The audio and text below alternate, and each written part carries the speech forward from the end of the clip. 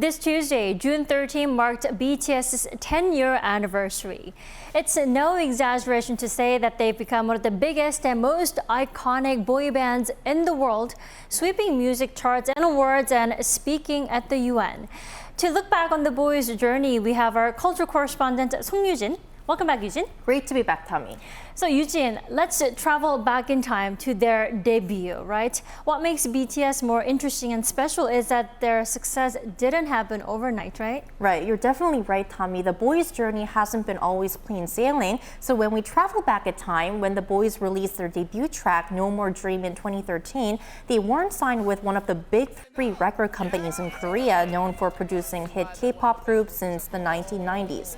Their management agency HYBE, at the time called Big Hit Entertainment, was a startup label back then. And BTS's rebellious bad boy looks and aggressive hip-hop music presented really a stark contrast to the clean-cut romance-singing K-pop groups fans were accustomed to.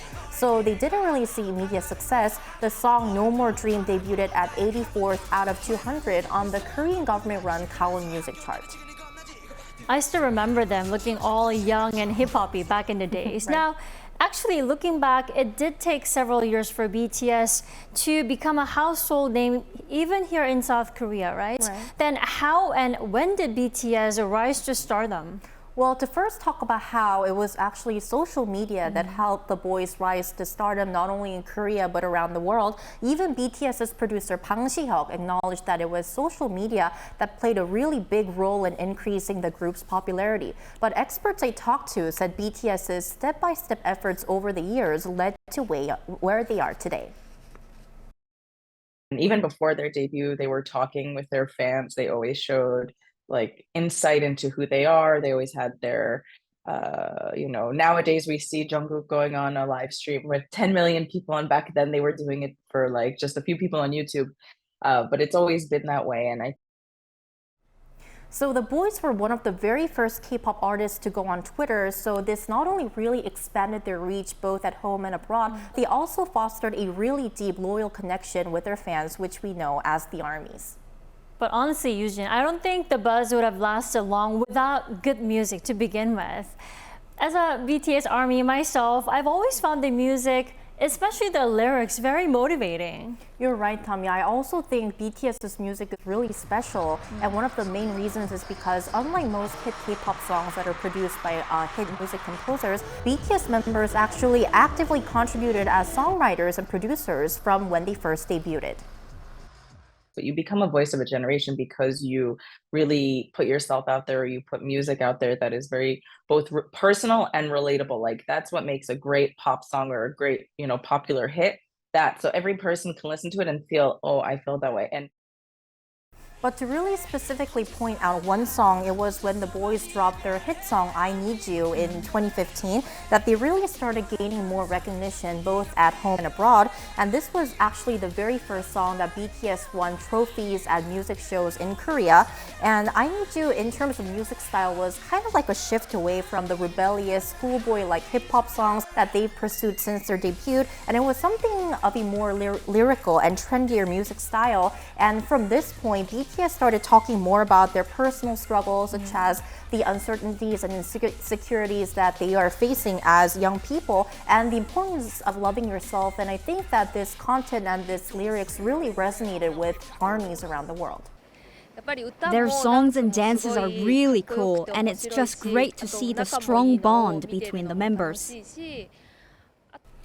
I Need You was definitely a nice transition. Now, I do remember we really started to see them top music charts nationwide and worldwide after I Need You. Then walk us through some of their biggest achievements and also, most importantly, how BTS impacted the K-pop world in general.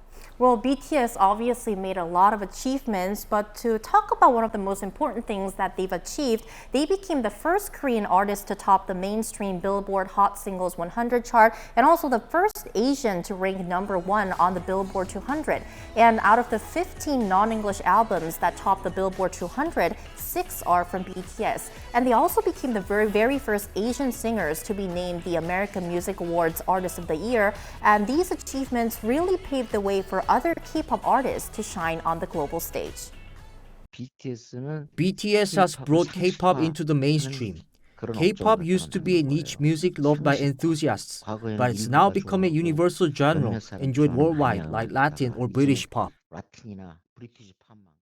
And I think that, BTS kind of getting into the industry, breaking in, getting the audience really kind of made people look twice and think, okay, what else is there?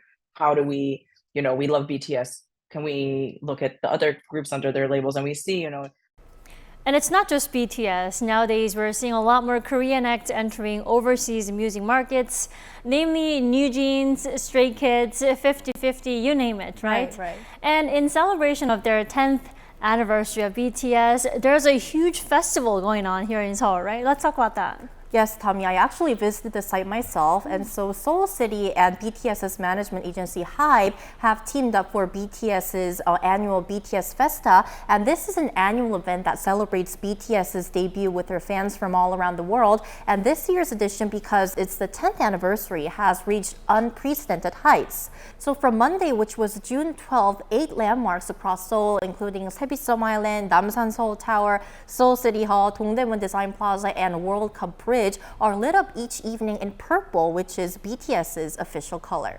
And starting Tuesday, which was June 13th, Seoul Island and the Sejong Center began featuring BTS-themed digital artwork on their outer walls every day except Mondays, and both events will continue until Sunday, the June 25th.